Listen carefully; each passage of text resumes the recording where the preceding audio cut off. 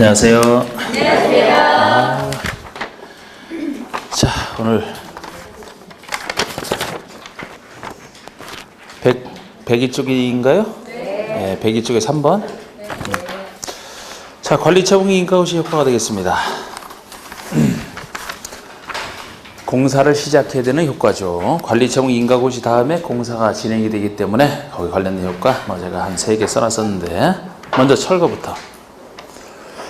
자, 우리 철거의 원칙은 시행자는 관리처분기 인가를 받은 후에 기존 건축을 철거해야 된다. 관리처분 인가 받은 후에 철거하는 게 원칙이 되겠습니다. 그러나 미리 철거할 수 있는 예외가 존재하죠. 두 가지 경우에. 시행자는 다음의 경우에는 기존 건축물 소유자 동의와 시장으로 허가를 얻어 미리 철거할 수 있다. 미리 철거할 때는 당연히 건축물 소유자 동의는 당연하고요. 시장 운수 등의 허가까지 미리 받아서 두 가지 경우만입니다. 박스 1번 보시면 기존 건축의 붕괴 등 안전사고 우려가 있다라면 붕괴 등 안전사고 우려가 있으니까 넘어지기 전에 붕괴되기 전에 미리 철거할 수 있어야 되고요. 폐가와 공가 밀집으로 범죄 발생 우려가 있어도 범죄 생기기 전에 미리 철거할 수 있어야 될 겁니다. 그 다음에 양가로 이번에 사용수익 정지되는 거, 공사하는 동안에 사용수익 못해야 된다 그랬죠. 관리처분기에 고시가 있을 때입니다. 관리처분기에 고시가 있으면 종전의 투자나 원출의 소유자 등 권리자는 소유권 이전 고시가 있는 날까지, 관리처분기에 고시가 있을 때로부터 소유권 취득하기 직전까지라 했어요. 소유권 이전 고시 다음 날 소유권 취득하니까 그 직전까지 최대한 금지가 되는, 중간에 준공인가 있는 날 아니죠. 이 소유권 이전 고시가 있는 날까지 종전의 토지나 원축물에 대해서 사용하거나 수익할 수 없다. 사용수익 금지. 다만 시행자 동의를 얻은 경우와 손실보상이 완료되지 않은 경우는 그러하지 아니다. 시행자가 동의해주면 써도 된다고 동의해주면 상관없고요. 손실보상을 해야 되는데 본인이 아직 안 하고 있다, 아직 보상을 못 받았다, 쓸 수는 있을 겁니다. 세 번째가 계약기간 보호규정 부적용. 그래서 각종 임대차 계약 기간을 보장해주는 규정을 적용을 안 하는 시기, 역시 관리처분기 인가를 받은 후에 지상권이든 전세권이든 임대차 계약 기간에 대한 여러 가지 보장해주는 규정은 적용을 배제 안 하겠다. 적용을 안 해야 내보내고 공사할 수 있어서. 그 다음에 이제 이번에 준공인가와 공사완료 고시, 이제 공사 끝나고 받는 준공인가 공사완료 고시, 이 구조는 개발법이랑 거의 같아요. 거의 같습니다. 양가로 1, 2번이 누가 시행자인지에 따라서 양가로 1번에 시장은수 등이 아닌 시행자다. 보통 시장은수가 준공인가권자인데 시장은수가 아닌 보통의 시행자라면 동그라미 1, 2번 공사를 끝난 후에 동그라미 1번처럼 정비법이니까 시장은수의 준공인가를 신청해서 받을 겁니다. 그럼 시장은수가 준공인가를 내주고 나서 통과했다 그러면은 동그라미 2번처럼 공사 완료 고시를 할 겁니다. 양가로 2번처럼 시장의수가 직접 시행을 했다라면 자기가 한 것에 대해서 자기 준공인가 안 받잖아요. 공사 완료 고시만 있는 같은 구조입니다. 똑같은 구조예요. 양가로 3번, 4번도 그래요. 양가로 3번도. 양가로 3번의 준공인가전의 사용 계획에는, 자, 여러분 개발법에서도 원래는 준공검사 받은 이후에는 그냥 쓸 수 있지만 준공검사 받기 전에는 원칙적으로 못 썼죠? 그런데 쓰려고 하면 따로 허가를 받아 쓴다 그랬잖아. 준공검사 전에는 따로 허가를 받아야 돼요. 여기도 마찬가지입니다. 준공인가를 받고 나서 써야 되는데 그 전에 쓰고 싶다 그러면 허가 받을 수 있다. 여기서는 허가권자 입장에서 떠나서 그렇지 같은 구조입니다. 같은 구조. 그래서 양가로 3번의 시장의수 등은 준공인가를 하기 전이라도 완공된 건축물의 사용에 지장이 없는 등 일정한 경우가 있다. 그러면 예정자가 완공된 건축물을 사용할 수 있도록 시행자에게 허가할 수 있다는 얘기예요. 그러면 시장은수가 준공인가 전에 쓰도록 허가할 수 있다는 얘기죠. 다만 시장은수가 직접 시행자라면 자기가 자기 허가 필요 없으니까 그냥 쓸 사람에게 쓰게 한다, 그 얘기고요. 하여튼 준공인가 전에는 사용하려면 허가를 받아야 된다. 그런 얘기가 되겠습니다. 양가로 4번은 구역의 자동 해제. 여러분 개발법 한번 생각을 해보세요. 개발법에서는 개발구역의 자동 해제, 사업 시행의 완료로 자동 해제되는 거 환지 방식이냐 아니냐에 따라 달라졌죠? 환지 방식이 아닌 경우라면은 언제 끝난다 그랬어요, 공사가? 중범사를 받고 공사 완료 권고가 있어야 끝냈지. 또 다 집에 두고 오셨네. 아니 보통은 공사 완료 권고가 있어야 끝나잖아요. 환지 방식이라면 공사 완료 권고가 있어야 끝나는 게 아니죠. 따로 환지 처분 권고가 그 다음에 있으니까 60일 하게 돼 있으니까. 보통이라면 중범사 권고일, 공사 완료 권고일, 환지 처분으로 한다면 환지 처분 권고일, 다음날 붙는 건 똑같고. 그럼 여기도 똑같은 구조가 되죠. 여기는 관리 처분에 따라 주는 방식이 환지 방식과 비슷하고 나머지 방법도 있었죠? 나머지 방법도 있었잖아. 그러면 관리 처분을 세우느냐 아니냐에 따라서 관리 처분을 세우지 않는다라면 즉 환지가 아닌 것처럼 그럼 여기서는 준공인가 고시일 이때 끝났다고 보는 거예요. 준공인가 하고 나서 공사하려 고시, 준공인가 고시일. 만약에 관리 처분 계획 세워서 한다라면 뭐가 되겠습니까? 소유권 이전 고시일이 되겠지. 그때는 환지 처분 공고가 여기는 소유권 이전 고시라고 했잖아. 다음날 똑같고 똑같은 얘기예요. 똑같은 얘기. 결국 이름만 살짝 달라졌지. 보세요. 양가로 4번 정비구역 지정은 언제 준공인가 고시가 있은 날 다음 날에 해지된 것으로 본다. 보통 공사 끝났을 때.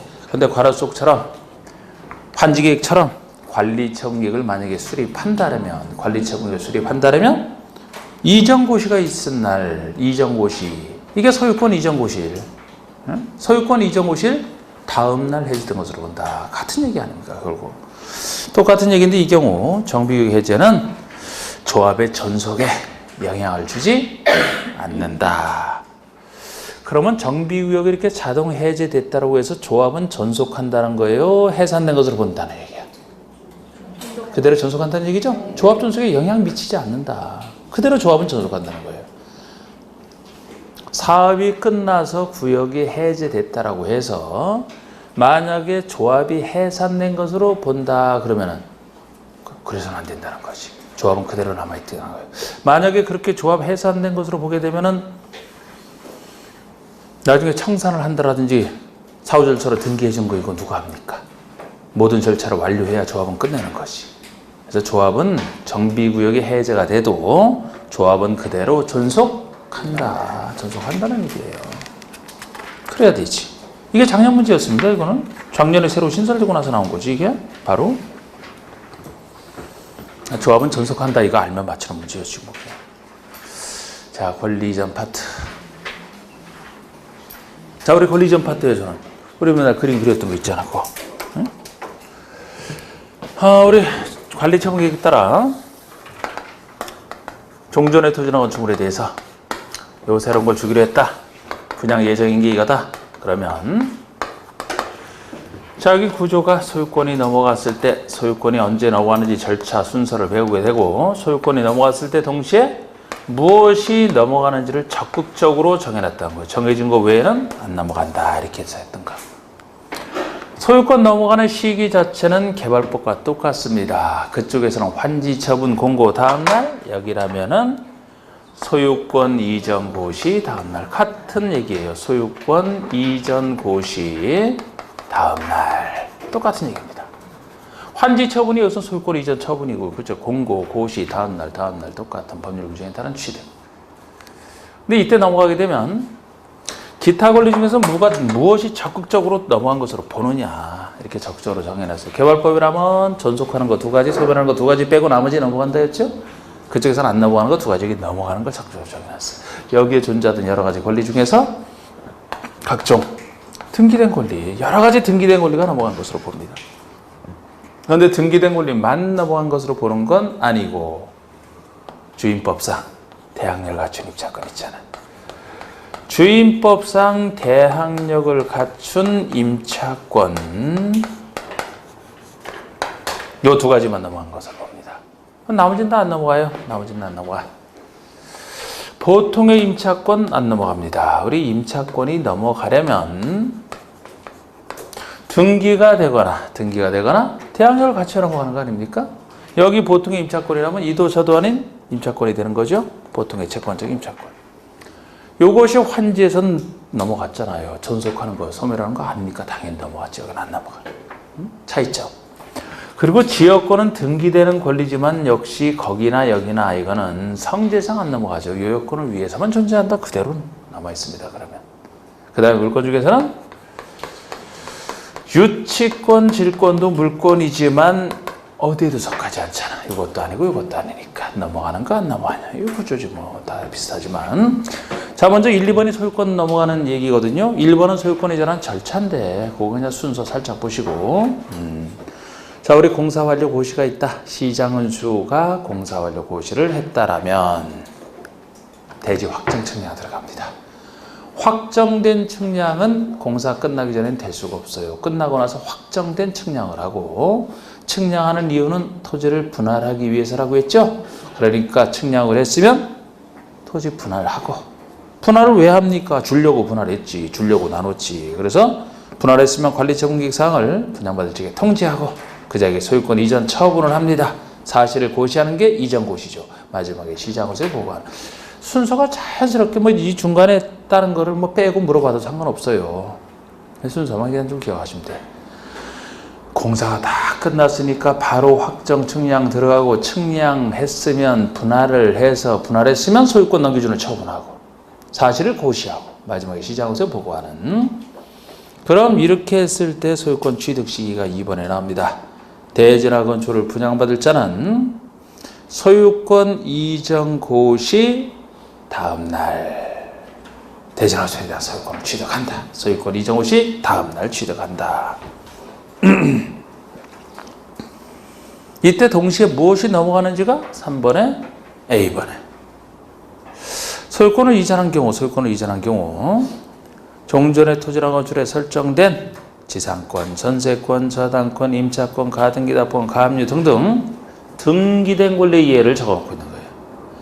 근데 등기된 권리가 쭉 넘어간다는 얘기인데 지상권, 전세권이 있지, 지역권 없죠, 저당권이 있지, 유치권, 질권 없지, 임차권 이것도 등기된 권리로서 주임법상 대항력을 갖춘 임차권까지 이 두 가지가 소유권을 이전받은 대지나 건축에 설정된 것으로 본다. 이전하지 않는 거 제가 적어놓은 거 뭐 A번 정도 보시면 돼요. B번은 개발과 비슷한 성질의 것을 비슷하게 본다 하는 얘기가 있고, 살짝 뭐 읽어보시든지. 자, 이제 청산금 봅니다. 청산금도 개발권 얘기랑 거의 같아요. 거의 같습니다. 자, 우리 청산금 징수는 시행자는 이전 고시가 있은 후에, 여기 이전 고시가 이제 소유권 이전 고시를 다 전제로 하는 거예요. 이렇게 소유권 이전 고시가 있은 후에 당연히 그 다음에 일괄 징수, 일괄 지급하는 게 원칙입니다. 정확하게는 뭐 소유권 넘겨주고 나서 징수하잖아요. 동시에. 다만 그 전에 분할 징수하시는 게 있어요. 그 전에. 다만 정관 등에서 분할 징수나 분할 지급에서 정하고 있거나 총회 의결 거쳐 따로 정한 경우에는 관리처분계 인가 후부터 소유권 이전 고시가 있는 날까지,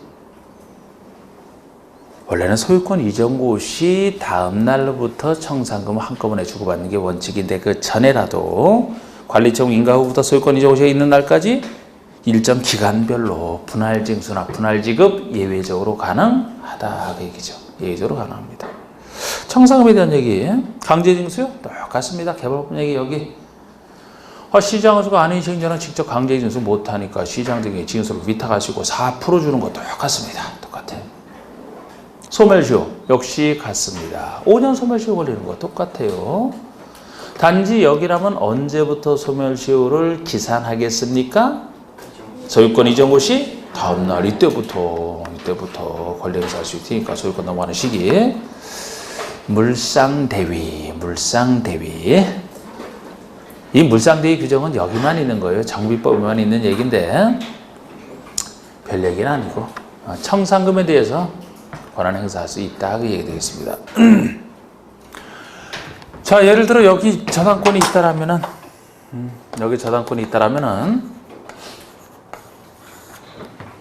여기다 권한 행사죠. 여기다가 저당권에 등기됨으로써 여기 넘어오니까. 근데 이자가 받을 물건이 부족해서 만약에 청산금을 별도로 받을 게 있다라면은 당연히 저당권은 여기다 행사하는 것 외에 여기 청산금에 대해서 행사할 수 있다. 요것이 요것의 가치 배정물이니까 이게 물상대위 아닙니까?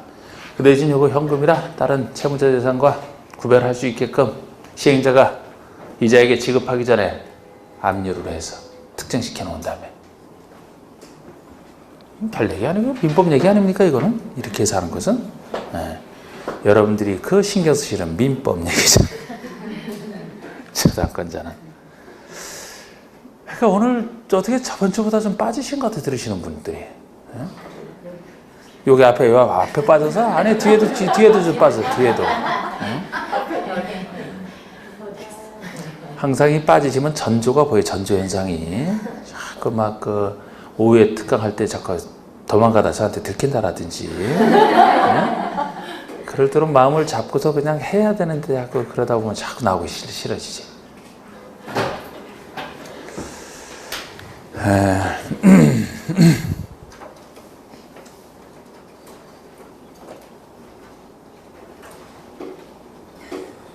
하여튼 수험생들도 그냥 힘들던 아니들 그냥 정성적으로 계속 나오는 게 제일 좋아. 꾸준하게.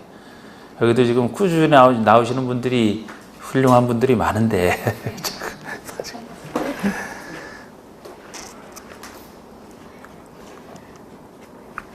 사람들이 이렇게 중간에 변하면 이상한 거 아닙니까? 나이 들다가 변하면 그죠? 네, 수험이랑 비슷한데.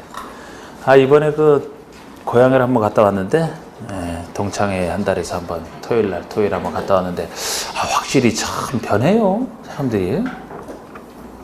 그 술을 엄청 좋아하던 애가 이번에 술을 못 먹더라고.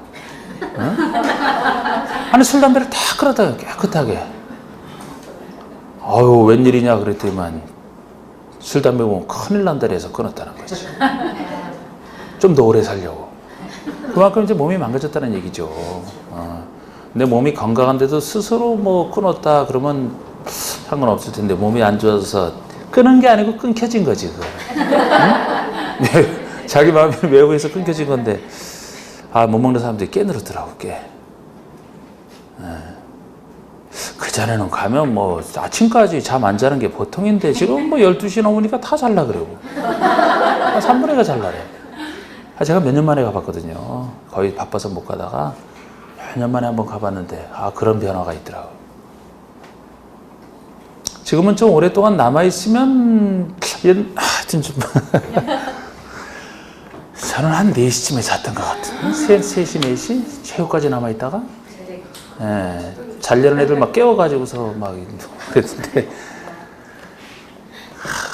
근데 또 아침에 가는 애들이 그냥 일어나서 가면 되지 왜 또 깨워가지고 4시쯤에 잤던 것 같은데 6시에 다 깨워가지고 일어나니까 6시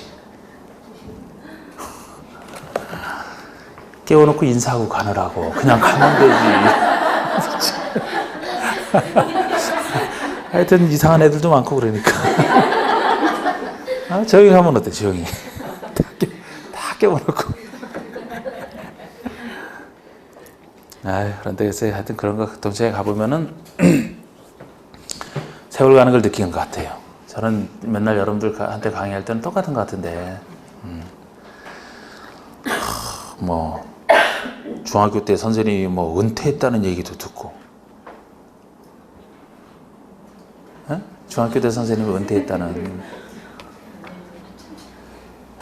중학교 때 우리 바로 대학에서 바로 첫 학교로 오신 분이 있어요. 그러니까 일종의 첫 학교로 배정받은 건 저희 학교로 왔다는 건 유배지 유배. 원주에서도 진짜 진짜 유배. 아마 놀랐을 거예요 그 선생님들. 그래갖고 일부 애들은 만나기도 했고 그렇다 그러던데 한 분은 원주 한 분은 서울에 사신다 그랬는데 이번에 한번 만나봐야 돼. 그분이 첫 발령지로 오셨는데 지금 벌써 나이가 60둘이라고 얘기를 하더라고. 제 마음속에는 그대로 그냥 옛 한 20몇 살 되시는 그 얼굴로 남아있거든요. 근데 60둘이래. 자, 이렇게 갔나.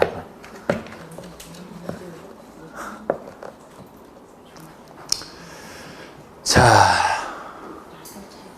여러분들은 변하지 말고 그냥 공부할 때 시험 볼 때까지 변하지 말고 있으면 되는 거고. 중간에 자꾸 빠지지 말고 꾸준히 변한다는 건 별로 안 좋은 거예요. 자, 등기기는 우린 또 꾸준히 등기를 봅시다. 이렇게 똑같은 얘기야.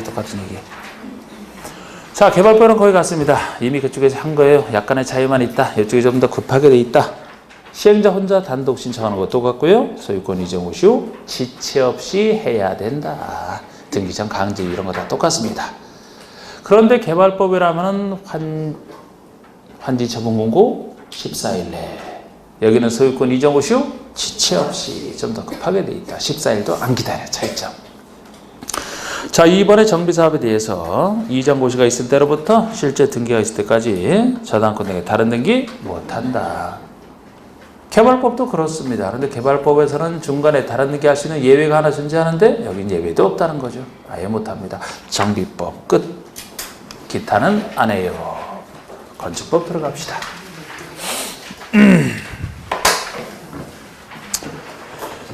자, 이제 건축법이면 좀 더 기술적인 법으로서 뭐 이건 전체 체계도 필요 없죠. 그냥 부분적으로 이렇게 나오는 대로 간단하게 체계 잡으면 돼요. 자, 먼저 적용 대상이 나옵니다. 건축법에서는 용어는 여기 그냥 그 내용 속에 그대로 각각 개별 용어가 들어있고 여기 없는 내용에 대해서는 청론, 광론 통틀어서 한 중간쯤에 여기 없는 용어는 중간쯤에 있어요. 그러니까 치약 안에 다 있습니다. 자, 일단 건축법이 이 기술적인 법인 건축법이 어디에 적용되느냐? 적용 범위와 관련해서도 그냥 편의상 살짝 틀만 잡아드리면 어떤 물건의 건축법이 적용될 것이냐? 대상물, 대상행위, 어떤 행위에 대해서 건축법이 적용될 것이냐? 대상행위, 대상지역, 어떤 지역에 적용될 것이냐? 대상물이라면 당연히 건축물에 적용이 되겠죠. 건축법이니까 건축물에는 기본적으로 적용이 됩니다. 건축물이 들어서는 대지에도 적용이 돼야 돼요. 대지 기준도 별도로 있어요. 그래서 우리 건축 기준을 적용하기 위해서. 그 다음에 건축이 아니더라도 공작물에도 건축법이 적용되는 경우가 있습니다. 건축 설비에도 건축법이 적용이 되는데 뭐 시험 가는 거에 관련 얘기 없고 세 가지를 주로 할 거예요. 그래서 여기 공작물도 지금 따로 이렇게 적어놓은 것이 이 공작물 중에서 건축물 요건을 갖추면 건축물이 되는 겁니다. 그럼 여기 공작물은 건축물이 아닌 거를 전제로 건축물이 아닌 거를 전제로 하기 때문에 공작물은 신고 대상밖에 없어요. 이것도 큰 것만 신고다 이렇게 얘기를 하잖아. 건축물에는 기본적으로 적용이 됩니다. 건축물을 건축 등을 할 때는 허가 신고 필요한데 요거는 건축물이 아닌 걸 전제로 하기 때문에 아무리 건축물이 아닌 공작물이라 하더라도 큰 것을 전혀 통제를 안 하면 위험해서 안 된다. 통제하는데 신고밖에 없다고.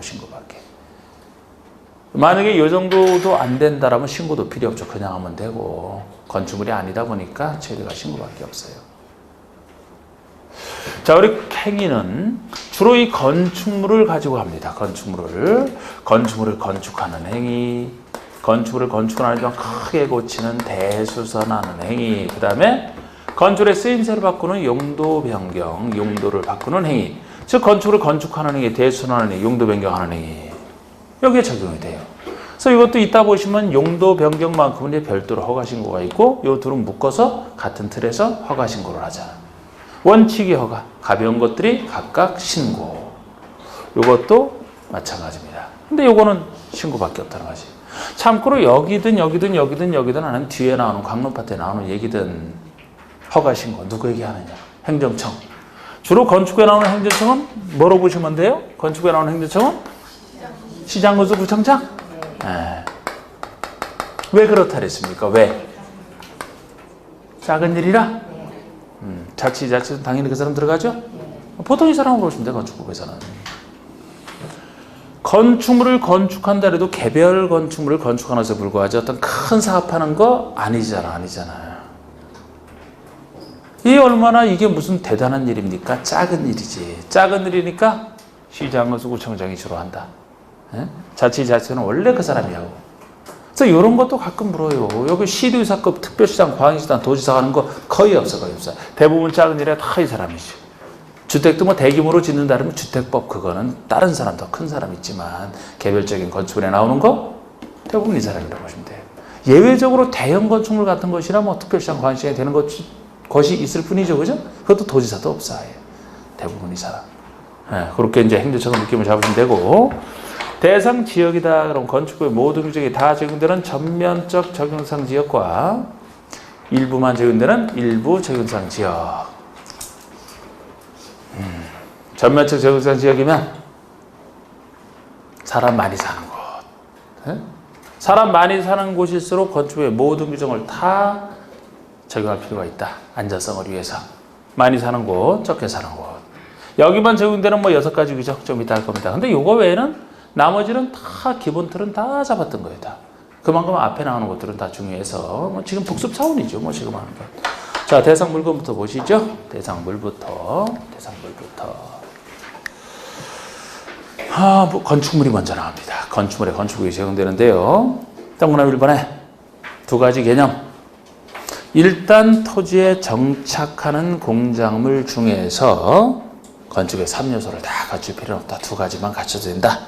지붕은 있어야 되고요. 지붕과 기둥 또는 벽이니까 지붕과 기둥만 있어도, 지붕과 벽만 있어도 여기 딸린 시설물까지, 뭐 담장 같은 게 건축물에 딸려 있다. 같은 건축물로 봐서 통일해서 합니다. B번에 꼭 토지에 정착하지 않아도 되는 게 있어요. 지하나 고가의 공작물에 설치하는, 지하에 설치되어 있는 높은 곳, 고가에 설치되어 있는 공작물에 설치하는 사무소, 공연장, 점포차고, 창고까지 다 건축부상 건축물로 보고, 건축물에는 기본적으로 건축법이 적용된다라고 보시면 되는데 안 되는 예외 5가지를 구별하셔야 돼요. 그 아래 건축법 적용을 받지 아니하는 건축법의 모든 규정이 적용이 안 되는 5가지가 있습니다. 구별하셔야 되죠. 첫 번째가 지정가지정 문화재입니다. 자, 제가 첫 번째는 법의 목적이 달라서라고 했어요. 법의 목적이 달라서. 이 문화재로 지정가지정될 정도의 오래된 건축물이면 건축법은 안전이잖아. 건축물의 안전이잖아. 안전을 추구하는 건축법 시각에서 보면 당장 철거를 해버려야 될 아주 오래된 건축물이 됩니다. 안 돼. 문화재보호법 적용을 받아야 돼요. 지정가지정 문화재. 근데 항상 이거랑 헷갈리지 말라고 한 것이 있었죠? 전통자 들어가는 말 들어간다고 여기는 헷갈리면 안 된다. 전통 사찰이 됐든 전통 건축물이 됐든 전통 건축물이 됐든 안 적어도 돼요. 안 적어도 되고 밑에 있어요. 관가로 5번 밑에 다 있어요. 그게 요약서의 장점 아닙니까? 관가로 5번 밑에 화살 표시 있죠. 선 표시. 전통 건축물 이런 표현. 거기 철도역사는 2번과 관련돼 있고요. 이건 적용을 받는 것임을 주의하라. 아무리 전통자 들어갔다고 속으면 안 돼요. 문화재로 가정되기 전까지는 문화재 아닌 겁니다. 그러니까 적용돼요. 자, 우리 2번째, 3번째, 4번째, 5번째, 2, 3, 4, 5번은 이거는 대지를 특정할 수 없어서라고 했잖아. 대지를 특정할 수 없어서. 대지가 특정이 돼야, 구획이 돼야 거기에 대해서 건축기준, 건폐율률을 적용하는데 쭉 연결되어 있기 때문에, 특정이 안 됐기 때문에 적용할 수가 없다. 2, 3, 4, 5번입니다. 그래서 2번은 철도나 교대에 선로 부지 안에 있는 다음 시설. 그래서 선로 부지 안에 짓는 걸 전제로 하는 거예요. 지금 선로 부지 안에 있는 걸. 그래서 철도나 교대에 선로 부지에 있는 운전 보안실이 됐든 급수, 급탄, 급유시설이 됐든 철도 선로의 위나 아래를 가로지르는 보행시설이 됐든 플랫폼처럼 다 부지 안에서 뭐 있는 시설들. 아니 선로 부지가 쭉 연결되어 있는데 경부선이면 서울에서 부산까지 쭉 연결되어 있는데 그 건물이 들어서는 땅 특정할 수가 없잖아요. 어떻게 특정해요? 단 요거는 철도 역사는 여기 없습니다. 철도 역사는 부지 내에 꼭 짓는 게 아니고 부지 바깥에 짓는 것이기 때문에 철도 역사는 건축 적용 받는 것으로 요것이 아닌 예로 기억하시라는 게 5번에서 써놓은 것이고, 자 3번의 고속도로 통행료 징수시설 톨게이트 요건 걷는데 고속도로 내에 있다니까요. 고속도로 내에. 톨게이트에서는 부지가 따로 정해져 있지 않아요. 따로 정해진 거 차가 진입도 못하겠지. 4번에 컨테이너를 이용한 간이 창고. 최근에도 이걸 바꿔냈지만 바꿔낼 수 있죠. 컨테이너 박스를 이용해서 우리 간이 창고로 쓴다. 간이 창고 이렇게만 놔도 적용됩니다. 단 공장 용도로만 사용되는 대지에 설치하는, 공장 안에 설치하는 걸 전제로 해서, 공장 대지 안에 설치하는 걸 전제로 해서 이동이 쉬운 만이에요. 만. 그래서 이동이 쉽다는 얘기는 토지의 정착성을 없애버렸으니까 이 간호청과 들어서는 대지를 특정할 수 없다는 거예요. 그렇다고 공장 대지 전체를 다 대지로 봐서도 안 되고 그 조그만 컨테이너 박스인데 그 전제에서만. 그래서 우리 컨테이너를 땅에 정착을 시켜놓고 뭐 주택으로 쓴다, 각종 사무실로 쓴다, 뭐 분양 사무실 마찬가지죠, 창고로 쓴다, 다 건축법 적용 받는 거예요. 받는 거. 컨테이너 박스가 지붕과 기둥 또는 벽이 있는 형태 아닙니까? 근데 공장 안에 쓰는 간이 창고도 공장 안에 쓰는 것으로서 이동이 쉬운 것만 이 말 붙었을 때만 이 전제가 빠지면 적용받는 것이 되기 때문에 최근에 이걸 바꿔서 냈던 5번에 하천구역인데 수문조작실, 우리 수문조작실도 쭉 연결되어 있는 하천구역 내에 있지 않습니까? 대지를 특정할 수 없다는 얘기죠. 그래서 빼는 거. 자, 우리 대지 보세요. 대지도 이렇게 건축단 독자적 개념으로 존재합니다. 자, 공간법에서 각 필지로 구획된 토지라고 건축에서는 얘기를 해요. 공간법에서 각 필지로 구획된 토지, 이 구획된 토지를 1필지라고 하는데 1필지가 하나의 대지를 구성한다고 보시면 돼요. 지목과 전혀 상관없습니다. 지목이 뭐든 상관없어요. 무조건 1필지로 구획된 토지를 건축법에서는 1대지로 본다. 이 취지가 어차피 하나의 건축물이 요 1대지에 하나의 건축물이 들어선다라면 이 건물이 들어서는 이 하나의 땅을 일대지로 봐서 건필이든 용적이든 적용을 해서 통제를 해야지 다른 걸 통제할 이유가 없잖아요. 이건 그래서 1필지가 1대지가 되는 게 당연한데 그 예외 둘을 구별하시는 예외 A번 둘 이상 필지를 하나의 대지로 볼 수 있는 경우 B번은 하나 이상 필지 일부를 1대지로 볼 수 있는 경우 둘로 구별하시는 왜 둘 이상 땅을 1대지로 보느냐? 자, 우리 둘 이상의 땅이 있는데 분명히 나눠져 있지만 하나의 건축물을 만약에 둘 이상의 때에 걸쳐 짓는다라면 하나의 건축물이 들어서는 땅이라는 점에서 이걸 괜히 나눠볼 필요 없잖아요. 하나의 건축물이 들어서는 전체 땅을 1대지로 봐서 건축기준 적용하는 것이 좀 더 합리적일 수 있다. 왜 일부만 1대지로 보느냐? 건축의 일부에 이 건축의 일부에만 들어서니까 여긴 못 짓는 땅이에요. 일부만 짓는 땅이야. 그럼 일부 들어서는 일부만. 둘 이상에 걸쳐 들어서니까 전체를. 일부에만 들어서니까 일부를. 원칙은 당연히 하나에 들어서는 그 땅 하나가 될 것이고. 그럼 이것 정도로 이 얘기만 가지고도 80% 이상 이미 해결된 겁니다. 이게 약이 많아 보여도 A번에 둘 이상 필지를 하나의 대지로 할 수 있는 토지가 나와 있어요. 1번 하나의 건축물을 두 필지 이상에 걸쳐 건축할 때 합한 토지 전체. 좀 전에 그림을 했던 겁니다. 이게 바로 하나의 건축이 들어서는 땅 전체를 1대지로 봐주겠다.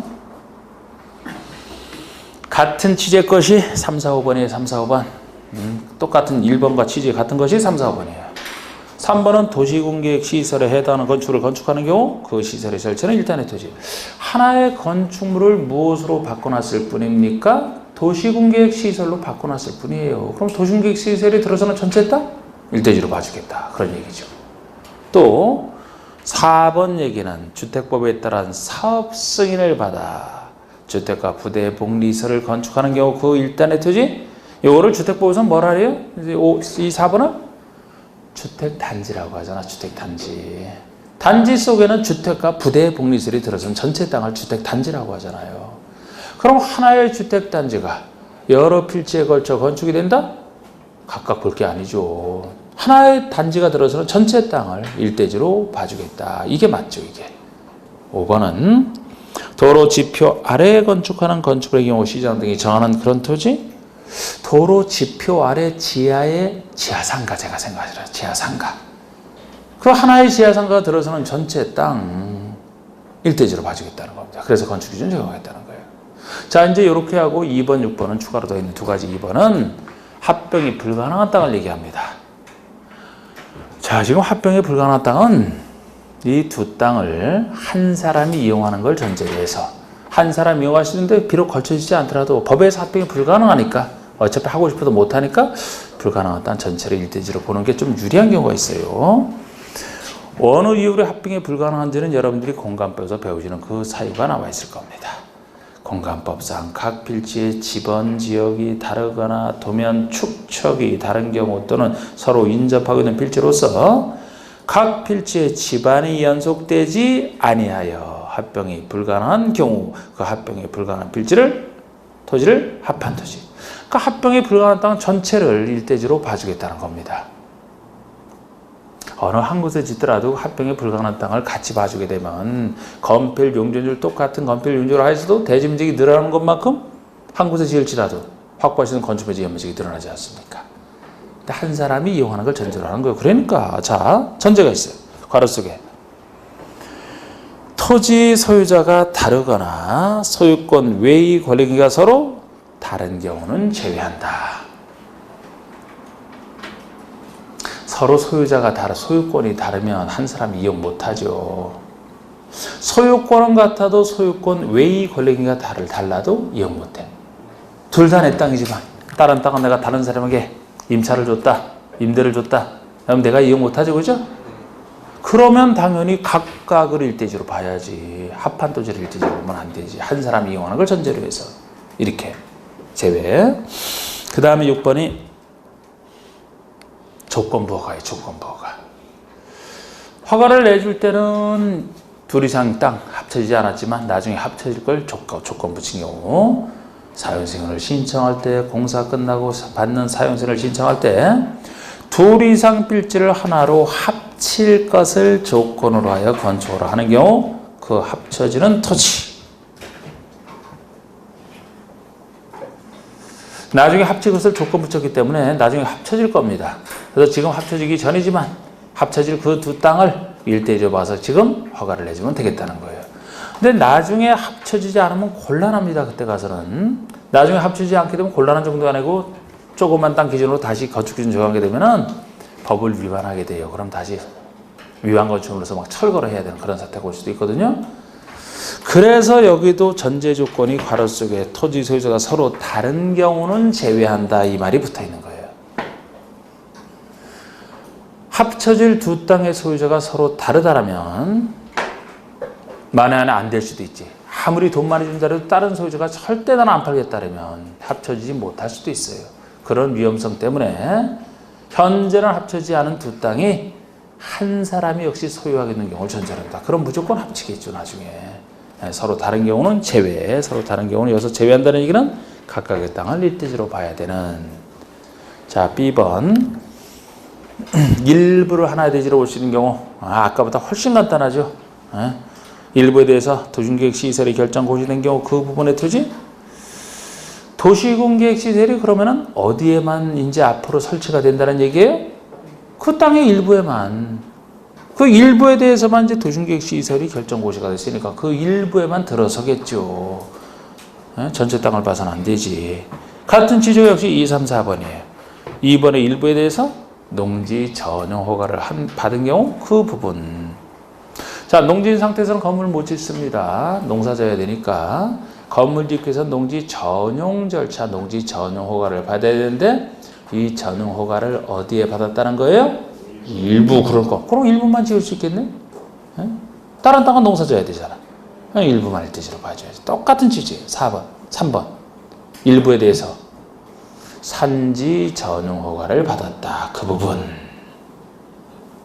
그 아래 일부에 대해서 국계법상 일부에 대해서 개발행위 허가를 받았다. 그 부분.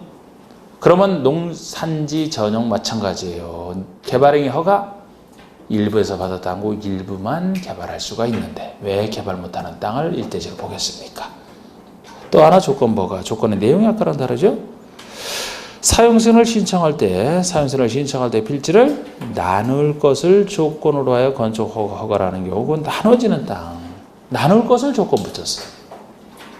지금 일부가 아직 나눠지진 않았지만 앞으로 나눠질 터이니까 그 일부를 일대지로 그냥 봐서 건축허가를 내줄 수 있다는 겁니다. 지금. 자, 이렇게 대지까지 보셨고, 자 이제 공작물이라 하잖아요. 공작물. 제가 아까 말씀드린 대로 다음에 공작물은 이게 큰 공작물이에요. 그런데 이것도 괄호 속의 건축물과 분리해서 짓는 걸 지금 전제로 하는 겁니다. 건축과 분리해서 짓는 걸 전제로 하는 거예요. 만약에 이건 어렵게 낼 때 지금 여기 나오는 숫자 여러분들이 잘 기억하시는 2, 4, 6, 8 하면서 뭐 5 하면서 막 해놨어요. 그런데 만약에 건축물에 딸려 짓는다 그 표현이 들어가 있으면 딸려 짓는다라면 아까 딸린 시설물은 건축물 자체에 포함됐죠? 네. 그건 공작물이 아니라고 그러면 여기는 건축물이 아닌 공작물을 전제로 하기 때문에 건축물과 따로 분리해서 짓는 걸 전제로 한다니까. 혹시 딸려 짓는다라면 건축물 속에 포함되니까 여기서 빠져요. 분리되어 있는 걸 전제로 해서 누구에게 신고를 해야 되느냐. 자치시장, 자치도사, 시장에서 진짜 대부분이 이 사람 어디 사람 건축물을 거는 거잖아. 대부분이 이 사람. 신고하는 말 있어요. 그리고 우리가 이 신고 대상으로 했던 것은 여러분들이 이거는 뭐 숫자는 복잡해 보일지 몰라도 너무 열심히 해서 다 알고 있는 높이 따질 때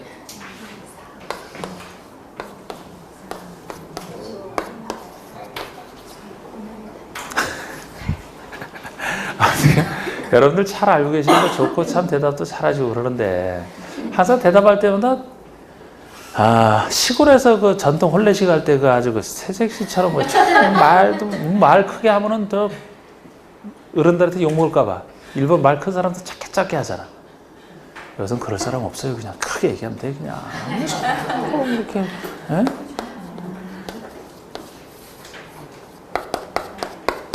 이렇게 했던 거. 큰 거 넘는 대부분이 요거라고 했죠? 이 사례팔 중에서 대부분 여기 있는 걸 다 기억하는 것보다 어차피 나온 것 중에서 묻기 때문에 아닌 걸 기억하시고 대부분 이렇게 보시는 게 좋지 뭐. 또 알면 좋지만. 자, 요거는 뭐예요? 상식적으로 입에 탈 없는 게. 먼저 담장 갖고 일단 느낌 딱 잡으시면 돼 그냥. 자, 우리 보통 담장의 높이 우리 키보다 살짝 높은 2m가 보통 담장이 다른 건 생각할 수가 없다 그랬어요. 이건 교도소나 가야 보인다 그랬죠? 보통 담장이 2m 넘는 거. 다른 숫자 없잖아, 담장은. 그냥 이해하시면 되는 거예요, 이거는. 이게 너무 높으면요, 바람 안 타고갖고 그거 안 좋아, 그거 오히려. 스스로 창살 만드는 거나 다름없어, 그냥. 너무 낮으면 다 보여, 지나가다가. 사생활 보호가 안 돼. 약간 2m 넘는 게 담장이 보통이죠. 그리고 무너질 염려가 있을 때 무너지지 않도록 쌓아놓는 거 담장과 비슷하게 생긴 옹벽. 담장 옹벽은 2m 넘을 때 신고다. 2m 이하는 그냥 하면 돼. 통제 안 받으니까. 자, 요거는 외우면 좋다 그랬죠? 요거 어떻게?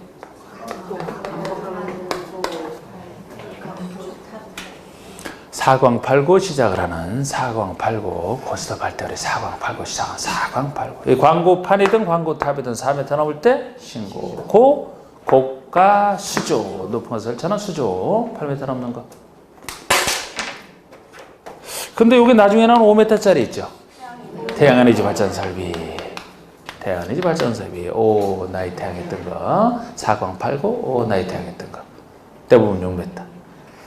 그러니까 대부분 6m라면 뭐 굴뚝이든 장식탑이든 기념탑이 됐든 운동설한 철탑이 됐든 주상에 설치하는 걸 전제로 한 통신용 철탑이 됐든 여기 안 나오는 대부분은 다 6m 넘는 걸로 보시면 돼요. 이게 높이에 대한 얘기입니다. 높이는 이거밖에 없어요.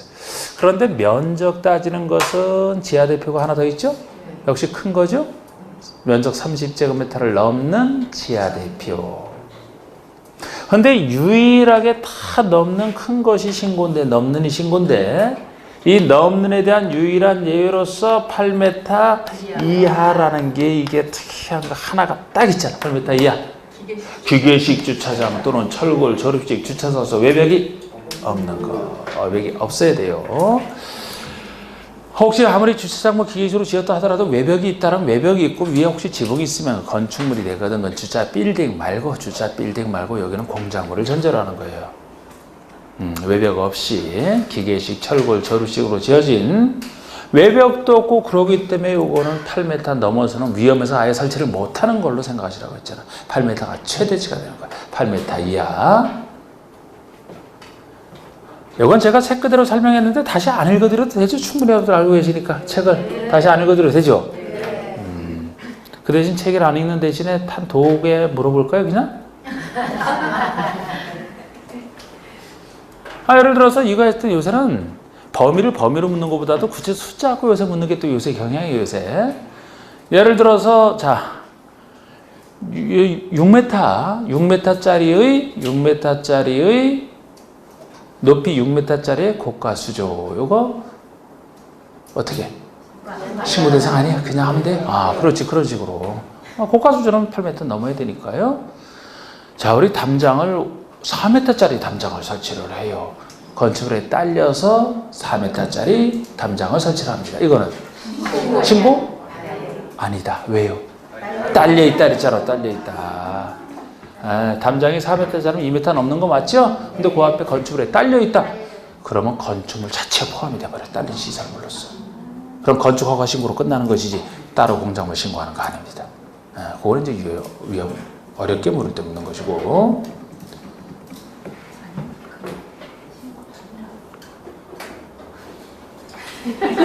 신고 아니에요. 신고 아니라니까. 그 대신 그냥 하느냐가 아니고 건축물이 딸려 있으니까 건축물에 대해서 건축대에서 용도 변경할 때는 이 안에 들어가는 거지. 별도로 하는 게 아니고 건축물에 대한 걸로 취급을 하는 거예요. 공작물이 아니라고.